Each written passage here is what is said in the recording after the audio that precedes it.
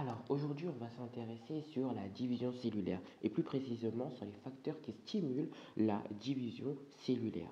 Alors tout d'abord, on a les facteurs endogènes, c'est-à-dire qui sont intérieurs, qui vont stimuler la division cellulaire, comme par exemple l'hypervascularisation, donc l'augmentation des vaisseaux sanguins qui vont apporter plus de nutriments comme les glucides, les lipides ou les protéines aux cellules, plus d'apport du coup pour permettre de se développer.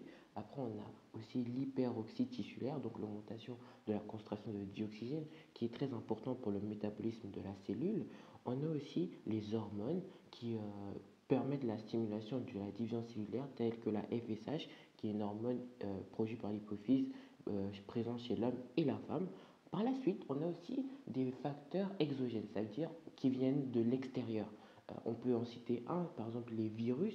Le virus HPV, le virus papillome humain, stimule la division cellulaire. On a aussi des parasites comme le scytosome, qui est un ver plat, qui aussi stimule la division cellulaire afin de se permettre de se développer.